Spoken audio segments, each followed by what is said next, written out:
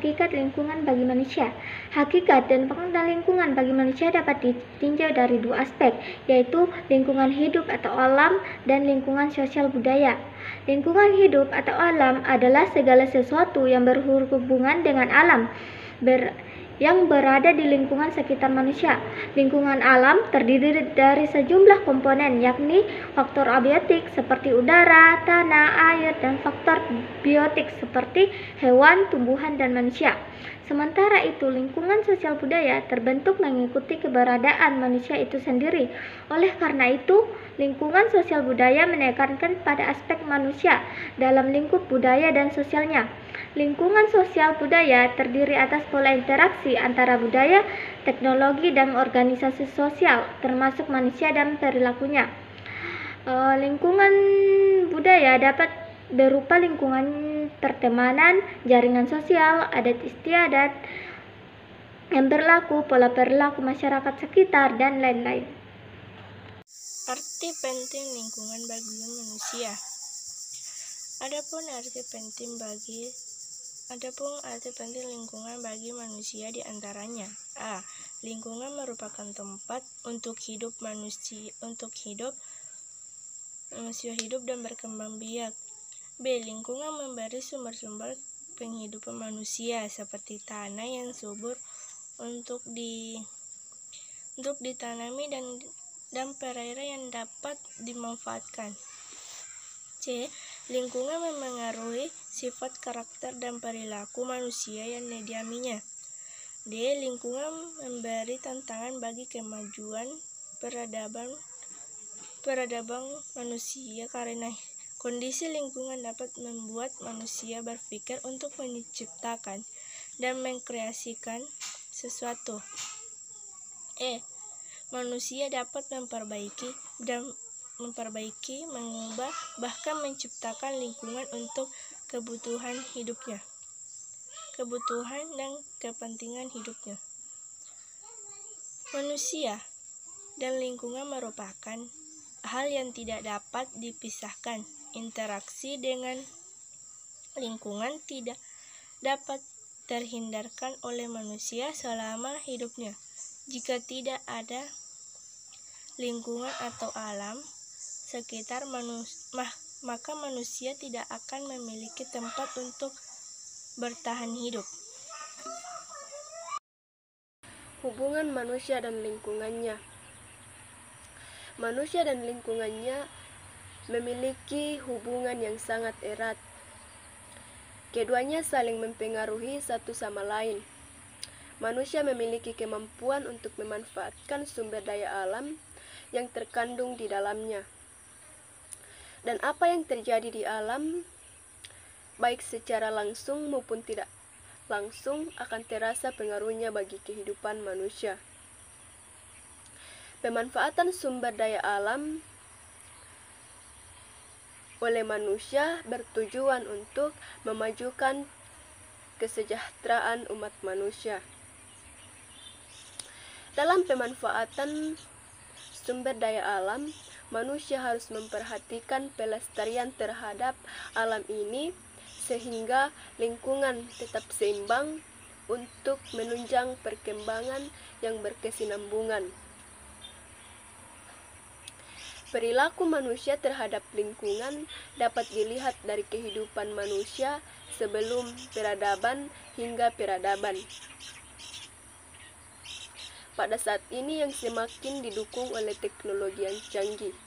Akan tetapi, dengan peradaban yang semakin modern, membuat umat manusia kurang arif dalam menjaga lingkungannya. Kualitas lingkungan hidup sekarang dari tahun ke tahun mengalami penurunan. Hal ini disebabkan oleh ketidakseimbangan antara pemanfaatan dan penjagaan terhadap lingkungan tersebut. Peningkatan endaran dari tahun ke tahun mengalami peningkatan yang tinggi, sehingga menyebabkan penurunan kualitas udara segar, terutama di kota-kota besar. Manusia hidup, tumbuh dan berkembang dalam lingkungan alam dan budayanya. Dalam lingkungan alamnya, manusia hidup dalam sebuah ekosistem, yakni suatu unit atau sebuah fungsional dari makhluk-makhluk hidup dengan lingkungannya. Dalam ekosistem terdapat komponen abiotik pada umumnya, merupakan faktor lingkungan yang mempengaruhi makhluk-makhluk hidup, di antaranya tanah, udara, atau gas-gas yang membentuk atmosfer. Oke, selanjutnya adalah pengaruh manusia pada alam lingkungan hidupnya. Manusia sedikit demi sedikit mulai menyesuaikan diri pada alam lingkungannya, hidupnya maupun komunitas biologis di tempat mereka hidup. Perubahan alam lingkungan hidup manusia tampak jelas di kota-kota dibandingkan dengan pelosok di mana penduduknya masih sedikit dan primitif. Adapun peranan manusia yang bersifat negatif. Yang pertama, eksploitasi yang melampaui batas, sehingga persediaan sumber daya alam makin menciut. Yang kedua, punah atau merosotnya jumlah keanekaragaman jenis biota.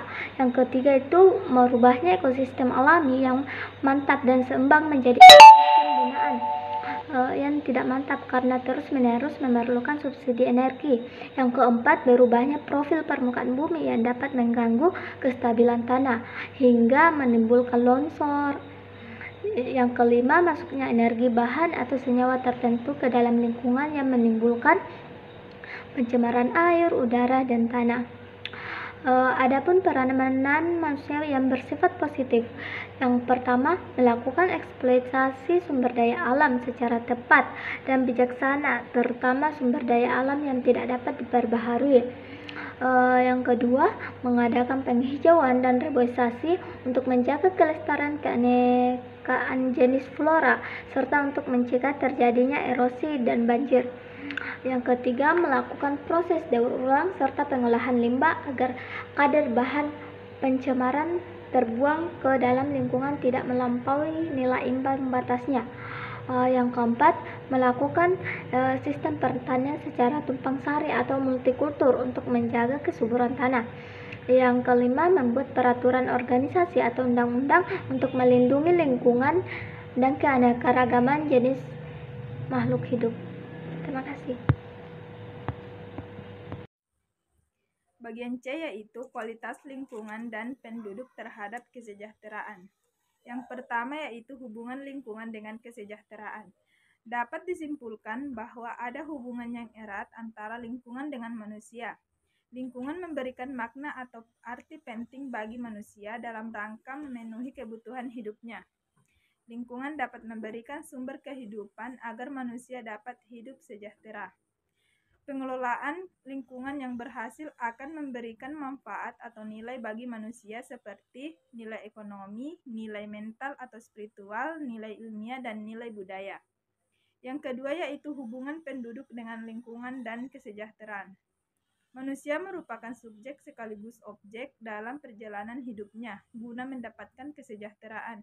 Manusia membuat, menciptakan, mengerjakan, dan memperbaiki berbagai hal yang ditujukan untuk kepentingan hidupnya.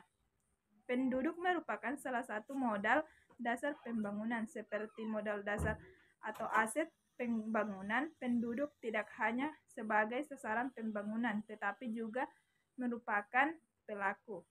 Hal yang berkaitan dengan penduduk negara meliputi yang pertama aspek kualitas penduduk, mencakup tingkat pendidikan, keterampilan, etos kerja, dan kepribadian. Yang kedua yaitu aspek kuantitas, penduduk yang mencakup jumlah penduduk, pertumbuhan, persebaran, perataan, dan perimbangan penduduk di tiap wilayah negara. Dan selanjutnya adalah problema lingkungan sosial budaya yang dihadapi masyarakat. Problema lingkungan sosial adalah segala sesuatu yang menjadi dasar permasalahan yang ada di lingkungan. Adapun penyebab masalah di lingkungan hidup, yang pertama, lingkungan yang tak bertanggung jawab, yang kedua, peristiwa alam, dan yang ketiga, acuh tak acuh terhadap lingkungan. Menurut Sarjana Swekanto 1982, sesuai dengan faktor-faktor penyebabnya, maka problema sosial dapat diklasifikasikan sebagai berikut.